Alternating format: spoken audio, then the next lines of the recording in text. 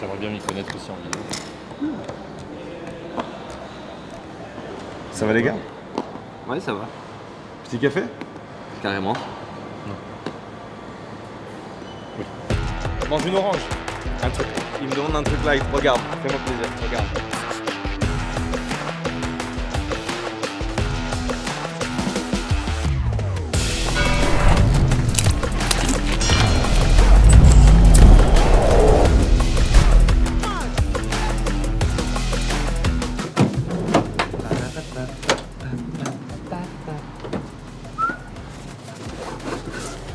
Voilà, vous me mettez tout ça dans la salle, vous me le montez bien.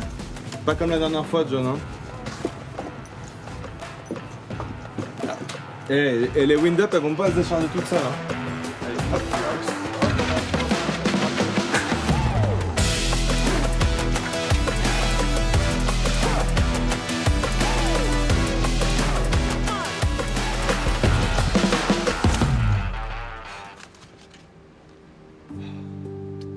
Cette journée, elle était un petit peu imprévue.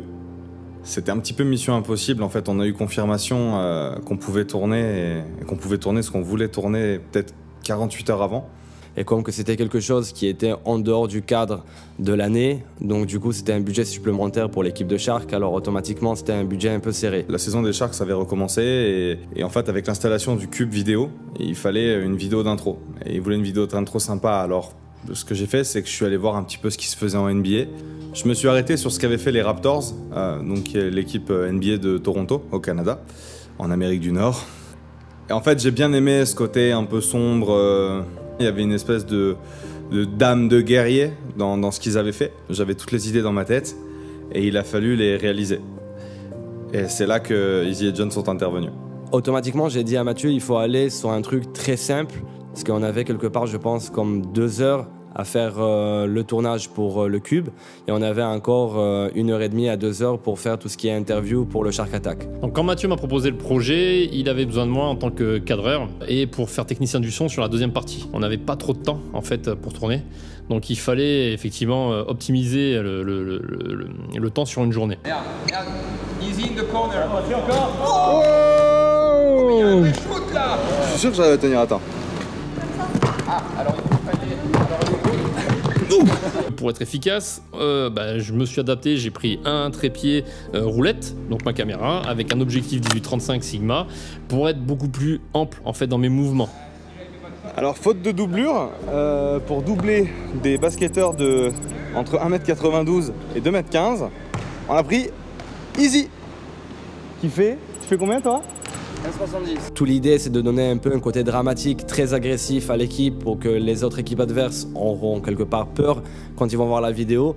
Donc c'était tout presque en backlight avec des décroches très très dures, 300X sur les côtés qui faisaient vraiment la grosse décroche avec des Fresnel pour une lumière très dure. Il y avait les Astera pour donner l'ambiance. Ils sont pas assez puissantes pour éclairer vraiment, mais ils donnaient bien l'ambiance.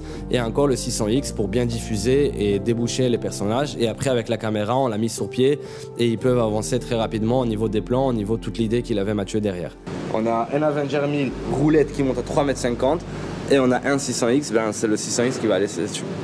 Et je m'en fous de tout ce que les gens y pensent. Parce que je suis comme ça. Il n'y a qu'à voir sa bagnole, vous allez comprendre. Ouais.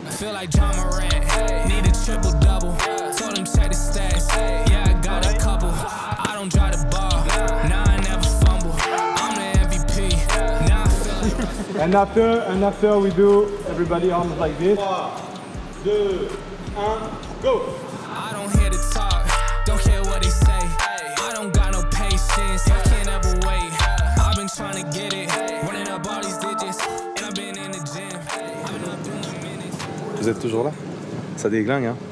Bon, maintenant qu'on a fini la présentation du Team Introduction, je vous accompagne sur le deuxième set. La difficulté majeure de la journée, je dirais que ça a été de devoir réaliser cette pub, ce clip d'introduction, et de réaliser en même temps le documentaire. Quand tu vois ces noms-là, je fais pas trop le beau.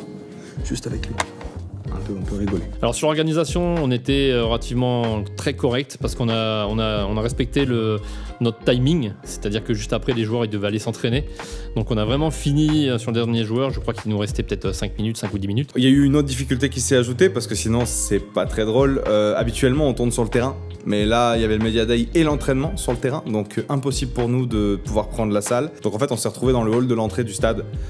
Faut savoir que déjà à côté il y a un stand de tir. Toutes les 10 secondes on entendait un gros pam pam pam. Il y a une lumière qu'on contrôle quasiment pas, vu que ce sont des grandes baies vitrées qui font à peu près une dizaine de mètres de haut, si ce n'est plus, avec un soleil évidemment exposé plein sud qui vient taper dedans. Les inspirations elles sont simples, c'est The Last Dance, de toute façon je crois que c'est ce qui a inspiré le documentaire en entier, et on a aussi sur Netflix Formula One qui inspire le type de format. Donc 2 caméras, un avec un plan très large pour situer, et puis on a de la chance, l'Azure Arena, donc qui est le stade des Sharks à Antibes, qui est quand même très beau, qui est grand. On a de belles lignes de fuite, donc voilà, ça permet de montrer l'immensité historique qu'a ce club aussi. Moi j'aime beaucoup les plans serrés sur les interviews parce que quand on vient toucher un joueur pour susciter l'émotion, je trouve que c'est vachement important. De pouvoir jouer sous ces couleurs blanc et bleu, c'est un sentiment assez particulier et puis qui s'enrichit en fait année après année. Souvent les joueurs sont pas habitués non plus à passer tout le temps devant les caméras et c'est un exercice qui est difficile. Donc en fait avec 2 caméras vous pouvez switcher entre les réponses et enlever les petits blancs qui peuvent se trouver autour. Donc effectivement dans le deuxième setup on était toujours un petit peu sous pression, donc il fallait être efficace. Efficace dit enregistrement avec 2 micros, c'est bien d'avoir un ton clair, un ton un peu plus grave. Donc j'ai utilisé un micro cravate, un Sandken branché sur un G4 et un NTG4+ pour le côté très clair de la voix. Donc moi une fois que j'ai les cadres, je peux voir l'ambiance qu'on a envie de donner, et pour la rapidité j'ai choisi de partir avec 2 points de lumière. Alors déjà je fais mon expo en environnement global, et une fois que j'ai l'expo j'adapte ma lumière par rapport à ça, et 2 points de lumière c'est très simple, il y a juste une key light et une backlight pour décrocher le sujet. J'essaie toujours de mettre le personnage avec le côté sombre face à la caméra, c'est un choix artistique, on le voit beaucoup dans les films, et du coup la key light elle est un peu sur le côté à travers, en dehors de la caméra, de l'autre côté de la caméra, et le back il décroche tout simplement, et comme ça on a nos 2 points de lumière. Le but c'est d'aller à l'essentiel, rapide, et des fois le plus simple peut gagner toujours. Qu'est-ce que t'en penses, Dizzy? C'est dur parce que je l'aime émotionnellement, je l'aime bien. C'est un bon gars. Ça va être dur de lui dire qu'on se sépare de lui. J'ai pas hâte, putain. En plus c'est toi le président de la société, je crois. Tâche difficile. En plus, quand tu me connais, moi je dis ça. Quand tu vas lui annoncer, je vais être là en mode, mais non, on avait dit qu'on en discuterait. On lui a fait une babouche, un gage de remerciement. 2 babouches. Oui. Bah, tu me diras, tout le temps dans la société, il a été un peu à cloche-pied, comme on dit. Un coup bien, un coup pas bien, un coup bien, un coup pas bien, alors une babouche. Pour mener à bien ce genre de mission et ce genre de journée, c'est très simple, il vous faut une bonne idée, une bonne organisation, mais surtout une excellente équipe. Communication entre l'équipe, ça c'est très important, parce que si on ne communique pas avant ces genres de situations, on ne peut pas le réaliser. Une journée pareille, elle doit être préparée le maximum que vous pouvez, c'est-à-dire vraiment avoir les shortlists, les idées, tous vos plannings, il va être par-dessus ça. Et quand t'as Mathieu qui organise une journée, effectivement, qu'est-ce que t'en penses, Enzo? Est-ce que ça se passe bien ou c'est chaouche? Mathieu devait organiser mon anniversaire. Ouais, il y a eu personne, je crois, non? Personne. Ouais, ça m'étonne pas. Et toi, Cyril, t'avais ton anniversaire? Pourtant, c'est le meilleur de la bande. Le plus. Même si c'était relativement intense, on a réussi à s'adapter. L'enjeu, il y était. Et ça vaut le coup de le refaire. Et même si c'était à refaire encore plein de fois, on le referait.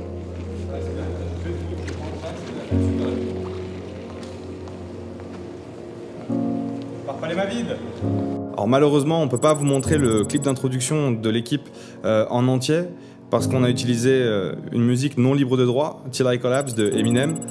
Mais par contre, vous pouvez la retrouver sur les réseaux sociaux, on va la poster sur Instagram. Et si vous voulez retrouver les épisodes des Sharks Attack, je vous invite à aller sur notre lien en description qui vous amènera directement sur leur chaîne YouTube. J'ai réparé la barrière de sécurité. Hop. Pas trop parce qu'après, il faut remettre des pièces. Voilà, j'espère que cette vidéo elle vous a plu. Si c'est le cas, n'hésitez pas à nous mettre un petit like. Mettez un petit commentaire. On a d'autres vidéos. Abonnez-vous à la chaîne. Appuyez sur la petite cloche pour être notifié et on se retrouve bientôt avec plein de contenu. Ciao, ciao. Ciao.